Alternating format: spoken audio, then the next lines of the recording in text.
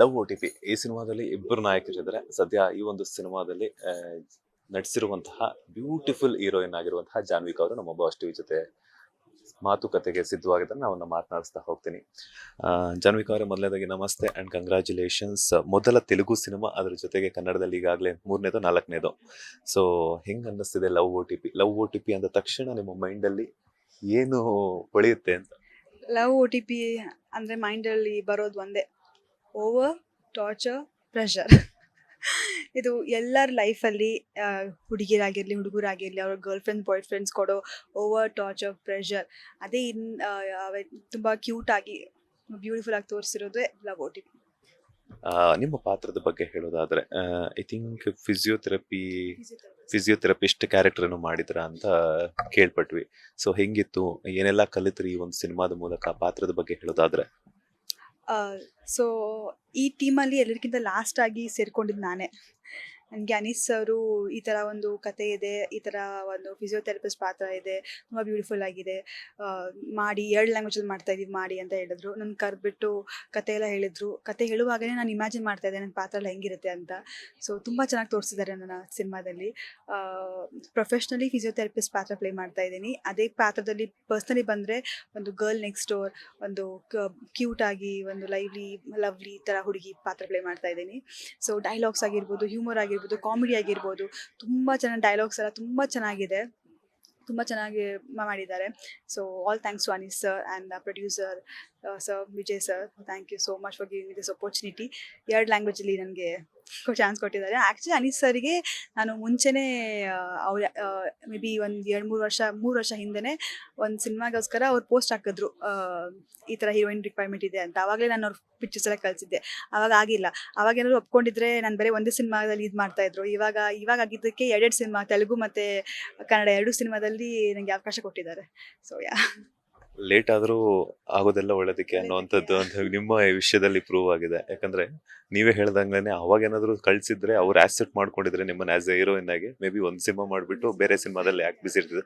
But at A time 2 language ಅಲ್ಲಿ, cinema ಒಂದೇ ಆದ್ರೂ 2 ಲ್ಯಾಂಗ್ವೇಜ್ ಅಲ್ಲಿ ರಿಲೀಸ್ ಆಗ್ತಿರುವಂಥದ್ದು, ಅದ್ರ ಜೊತೆಗೆ 2 ಭಾಷೆಯ ಒಂದು ಆಡಿಯನ್ಸ್ ಮುಂದೆ ಹೋಗ್ತಾ ಇರುವಂಥದ್ದು ಎಷ್ಟು ಖುಷಿ ಕೊಟ್ಟಿದೆ ನಿಮಗೆ? ತುಂಬ ಖುಷಿ ಆಗ್ತಾ ಇದೆ. ನಂದು ಫಸ್ಟ್ ಸಿನಿಮಾ ತೆಲುಗುವಲ್ಲಿ. ತುಂಬ ಎಕ್ಸೈಟ್ಮೆಂಟಲ್ಲಿ ಇದ್ದೀವಿ, ಎಲ್ಲರೂ ಇದ್ದೀವಿ. ತುಂಬ ಖುಷಿ ಆಗ್ತಾ ಇದೆ. ಆ್ಯಕ್ಚುಲಿ ಶೂಟಿಂಗ್ ಕೂಡ ನಾವು ಫಸ್ಟ್ ಕನ್ನಡ ಮಾಡ್ತಾಯಿದ್ವಿ, ಅದೇ ಸೇಮ್ ಸೀನ್ ನಾವು ತೆಲುಗು ಮಾಡ್ತಾಯಿದ್ವಿ. ಕನ್ನಡದಲ್ಲಿ ಹೆಂಗ ಈಸಿ ಮಾಡಿಬಿಡ್ತಾ ಇದ್ವಿ. ಬಟ್ ತೆಲುಗು ತುಂಬ ಡಿಫಿಕಲ್ಟ್ ಇತ್ತು, ಬಿಕಾಸ್ ನನಗೆ ತೆಲುಗು ಸ್ವಲ್ಪ ಟಚ್ ಇಲ್ಲ. ತುಂಬ ಡಿಫಿಕಲ್ಟ್ ಇತ್ತು. ಬಟ್ ನಮ್ಮ ಅಸಿಸ್ಟೆಂಟ್ ಡೈರೆಕ್ಟರ್ಸು, ನಮ್ಮ ಅನೀಸ್ ಅವರು ಎಲ್ಲರೂ ತುಂಬ ಹೇಳ್ಕೊಟ್ಟು ಮಾಡಿದ್ವಿ ಸಿನಿಮಾನ. ಆ್ಯಂಡ್ ಅದೇ ಸೇಮ್ ಬರಬೇಕಲ್ಲ, ಎಕ್ಸ್ಪ್ರೆಷನ್ಸು, ಮಾತಾಡೋದು, ಹ್ಯಾಂಡ್ ಮೂವ್ಮೆಂಟ್ಸು ಎಲ್ಲ ಸೇಮ್ ಇರಬೇಕು. ಯಾಕಂದರೆ ಕನ್ನಡದಲ್ಲಿ ಮಾಡುವಾಗ ಡೈಲಾಗ್ಸ್ ಬಂದುಬಿಡುತ್ತೆ, ಆವಾಗ ಎಕ್ಸ್ಪ್ರೆಷನ್ಸ್ ಎಲ್ಲ ಈಸಿಯಾಗಿ ಬಂದುಬಿಡುತ್ತೆ.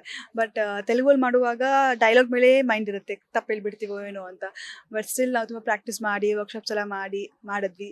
ಸೊ ಅಲ್ಲೂ ಆಡಿಯನ್ಸು, ಕನ್ನಡ ಆಡಿಯನ್ಸು ಎಲ್ಲರೂ ಚೆನ್ನಾಗಿ ಎಕ್ಸೆಪ್ಟ್ ಮಾಡ್ಕೋತಾರೆ ಅಂತ ಹೋಪಿಂಗ್.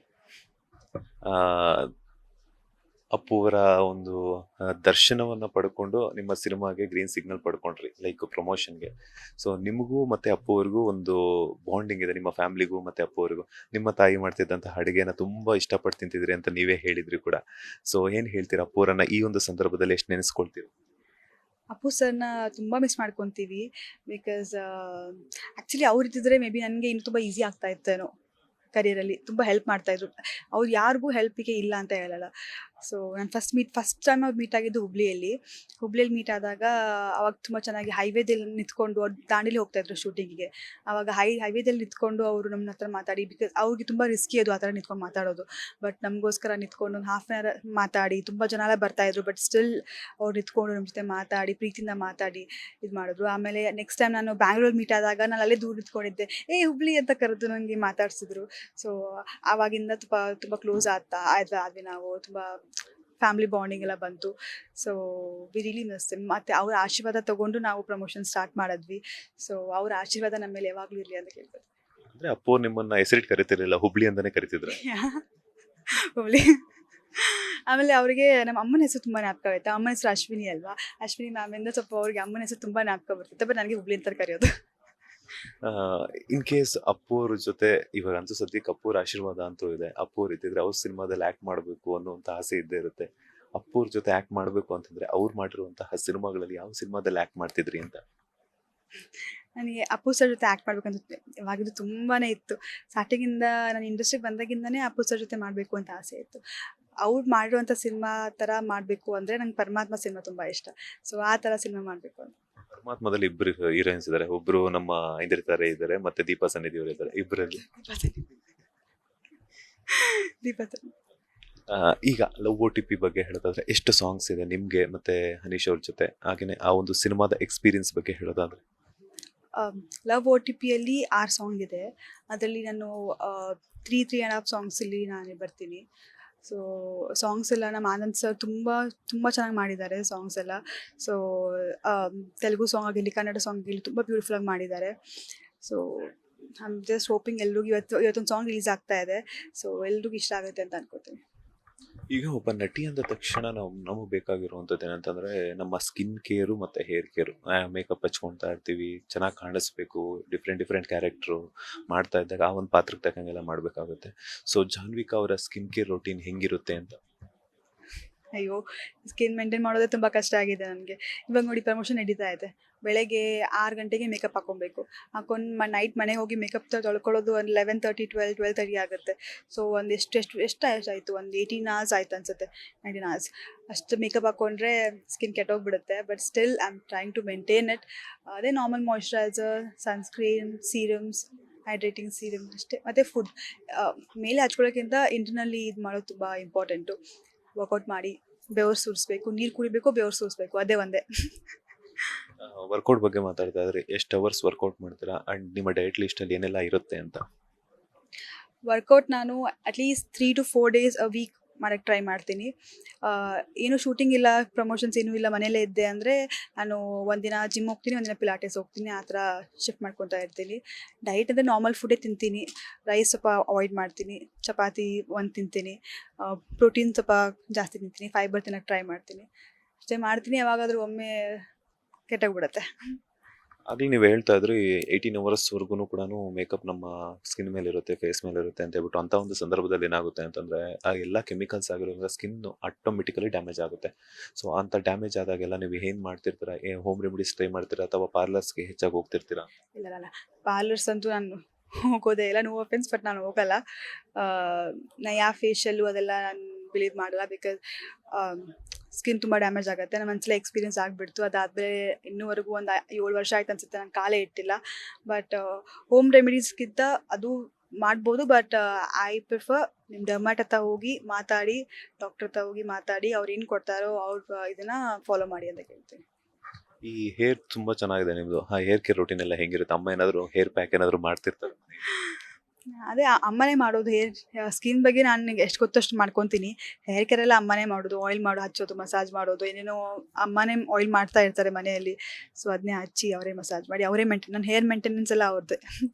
ನಿಮ್ಮ ಫ್ಯಾನ್ಸ್ಗಾಗಿರ್ಬೋದು ಅಥವಾ ಕನ್ನಡಿಗರಿಗಾಗಿರ್ಬೋದು ಒಂದು ಸ್ಕಿನ್ ಕೇರ್ ಟಿಪ್ಸು ಮತ್ತು ಅದ್ರ ಜೊತೆಗೆ ಹೇರ್ ಕೇರ್ ಟಿಪ್ಸ್ ಏನಾದರೂ ಕೊಡೋದಾದ್ರೆ?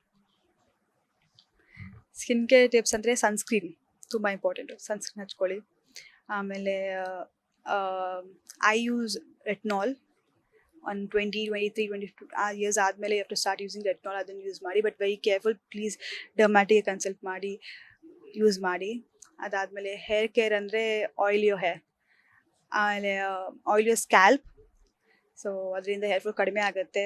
So that's it. What else? ಈ ಬೋಟಾಕ್ಸ್, ವೆಯ್ಟ್ ರಿಡಕ್ಷನ್ ಸರ್ಜರೀಸ್ ಬಗ್ಗೆ ನಿಮ್ಮ ಒಪಿನಿಯನ್ ಏನು ಅಂತ? ಯಾರು ಮಾಡಿಸ್ಕೋತಾರೆ ಅವರಿಂದ ನನಗೇನು ಪ್ರಾಬ್ಲಮ್ ಇಲ್ಲ, ನೋ ಅಫೆನ್ಸ್.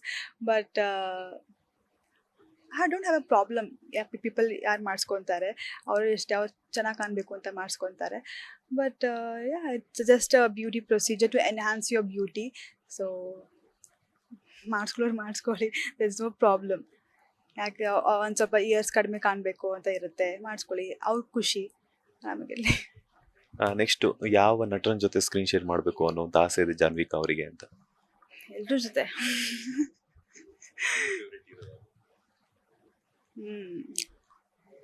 ಏನಿಲ್ಲ, ಎಸ್ ಇದೇ ಮಾಡಬೇಕು ಅಂತ ತುಂಬ ಆಸೆ ಇದೆ.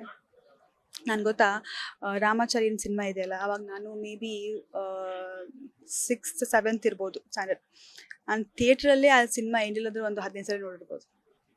ಸೊ ಅವಾಗಿಂದ ಅವ್ರ ಫ್ಯಾನ್ ನಾನು. ಸೊ ಅವ್ರ ಜೊತೆ ಮಾಡಬೇಕು ಅಂತ ಆಸೆ. ಅಂದ್ರೆ ನೆಕ್ಸ್ಟ್ ಇವಾಗ ಟಾಕ್ಸಿಕ್ ಅಂತೂ ಬರ್ತಾ ಇದೆ, ರಾಮಾಯಣ ಅಂತೂ ಬರ್ತಾ ಇದೆ. ಅದಾದ ನಂತರ ನೆಕ್ಸ್ಟ್ ಏನಾದ್ರು ಅವರ ಸಿನಿಮಾದಲ್ಲಿ ಚಾನ್ಸ್ ಸಿಕ್ಕಿದ್ರೆ ಯಾವ ಕ್ಯಾರೆಕ್ಟರ್ನ ಪ್ಲೇ ಮಾಡ್ತೀರಾ? ಕ್ಯಾರೆಕ್ಟರ್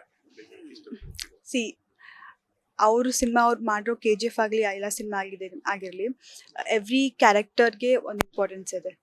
ಸೊ ಲೀಡ್ ಆಗಿರಲಿ, if there is a very important character in the cinema, I would love to do it. ನನಗೆ ಕ್ಯಾರೆಕ್ಟರ್ ಇಷ್ಟ ಆದರೆ ಆ ಸಿನಿಮಾದಲ್ಲಿ ಆ ಕ್ಯಾರೆಕ್ಟರ್ ತೂಕ ಇತ್ತಂದರೆ ವೈ ನಾಟ್. ನನಗೆ ಕಂಟೆಂಟ್ ಓರಿಯೆಂಟ್ ಆಗಿರೋ ಸಿನಿಮಾ ಮಾಡಬೇಕು ಅಂತ ತುಂಬ ಇಷ್ಟ. ನೀವು ಹೇಳಿದ್ರಿ ರಾಮಾಚಾರಿ ಸಿನಿಮಾವನ್ನು 15 ಸಲ ನೋಡಿದೀನಿ ಅಂತ ಹೇಳ್ಬಿಟ್ಟು. ಇನ್ ಕೇಸ್ ಏನಾದ್ರು ಮುಂದಿನ ದಿನಗಳಲ್ಲಿ ಯಶ್ ಅವರ ತಂಗಿ ಕ್ಯಾರೆಕ್ಟರ್ ಸಿಕ್ಕಿದ್ರೆ ಏನ್ ಮಾಡ್ತೀರಾ? ತಂಗಿ ಕ್ಯಾರೆಕ್ಟರನ್ನ ಯೋಚನೆ ಮಾಡಬೇಕು, ಬಟ್ ಸ್ಟಿಲ್ ಚೆನ್ನಾಗಿತ್ತು ಮಾಡ್ತೇನೆ. I have a problem. Cinema ಅಲ್ವಾ? ಫೈನಲಿ 2 ಭಾಷೆಯಲ್ಲಿ ಎಲ್ಲ OTP ಸಿನಿಮಾ ರಿಲೀಸ್ ಆಗ್ತಾ ಇದೆ. ನಿಮ್ಮ ಫ್ಯಾನ್ಸ್ಗೆ, ತೆಲುಗು ನಾಡಿನ ಜನತೆಗೆ ಅಂಡ್ ಸ್ಪೆಷಲ್ ಆಗಿ ನಮ್ಮ ಕನ್ನಡಿಗರಿಗೆ ಏನ್ ಹೇಳ್ತೀರಾ ಅಂತ? So cinema November 14th release ಆಗ್ತಾ ಇದೆ. ಸೊ 2 ಲ್ಯಾಂಗ್ವೇಜಲ್ಲಿ ಸೇಮ್ ಡೇಲಿ ರಿಲೀಸ್ ಆಗ್ತಾ ಇದೆ. ಒಂದು fully family packed entertainer cinema. ನಿಮಗೆ ಸಿನಿಮಾದಲ್ಲಿ ಫನ್ ಇದೆ, ಕಾಮಿಡಿ ಇದೆ, ಆಮೇಲೆ ಲವ್ ಸ್ಟೋರಿ ಇದೆ, ಅಪ್ಪ ಅಮ್ಮ ಸೆಂಟಿಮೆಂಟ್ ಇದೆ, ಆಮೇಲೆ ಅಪ್ಪ ಮಗಂದು ಕಾಮಿಡಿ ಹ್ಯೂಮರ್ ತುಂಬ ಇದೆ. ತುಂಬ ನೀವು ಸಿನಿಮಾ ಕೂತ್ಕೊಂಡು ನೋಡುವಾಗ ತುಂಬ ಮಜಾ ಬರುತ್ತೆ. ತುಂಬ ಎಂಟರ್ಟೈನಿಂಗ್ ಆಗಿದೆ. ನೀವು ಸಿನಿಮಾಗೆ ಹೋಗಿ ಥಿಯೇಟ್ರಿಗೆ ಹೋಗಿ ಸಿನಿಮಾ ನೋಡಿ ಅಂತ ಕೇಳ್ಕೊಳ್ತೀನಿ. ನವೆಂಬರ್ 14 ರಿಲೀಸ್ ಆಗ್ತಾ ಇದೆ. ನಿಮ್ಮೆಲ್ಲರೂ ಸಪೋರ್ಟು, ಪ್ರೋತ್ಸಾಹ, ಪ್ರೀತಿ ನಮ್ಮ ಮೇಲೆ ಯಾವಾಗಲೂ ಇರಲಿ. ಪ್ಲೀಸ್ ಹೋಗಿ ಸಿನಿಮಾ ನೋಡಿ. Thank you so much Janvika ಅವರೇ, ಇಷ್ಟೊತ್ತು ಒಂದಷ್ಟು ಸಮಯವನ್ನು ಕೊಟ್ಟಿದ್ದಕ್ಕೆ. ಒಳ್ಳೆಯದಾಗಲಿ. ಕನ್ನಡದಲ್ಲಿ ಹೆಚ್ಚು ಸಿನಿಮಾಗಳು ಮಾಡಿ, ಅದ್ರ ಜೊತೆಗೆ ಪರಭಾಷೆಗಳಲ್ಲೂ ಕೂಡ ನಿಮ್ಮ ಆಸೆಯಂತೆ ಎಲ್ಲ ಸಿನಿಮಾ ರಂಗದಲ್ಲೂ ಮಿಂಚಿ ಒಳ್ಳೆಯದಾಗಲಿ. All the best. Thank you sir. Thank you so much. Thank you. ಇದಾಗಿತ್ತು ನಟಿ ಜಾನ್ವಿಕಾ ಅವರ ಮಾತು. ಕ್ಯಾಮ್ರಾ ಪರ್ಸನ್ ರವಿಚಂದ್ರ ಜೊತೆ Manjunath Srinivas, Boss TV Kannada, Bengaluru. Latest ಹಾಗೂ ಇಂಟ್ರೆಸ್ಟಿಂಗ್ ಸುದ್ದಿಗಳಿಗಾಗಿ ಬಾಸ್ ಟಿವಿ ಕನ್ನಡ ಚಾನೆಲ್ನ ಸಬ್ಸ್ಕ್ರೈಬ್ ಮಾಡಿ. ಹಾಗೆಯೇ ಬೆಲ್ ಐಕಾನ್ ಪ್ರೆಸ್ ಮಾಡಿ. ಇದರ ಜೊತೆಗೆ ಫೇಸ್ಬುಕ್, ಇನ್ಸ್ಟಾಗ್ರಾಮ್, ಎಕ್ಸ್ನಲ್ಲೂ ಮಿಸ್ ಮಾಡದೆ ಫಾಲೋ ಮಾಡಿ.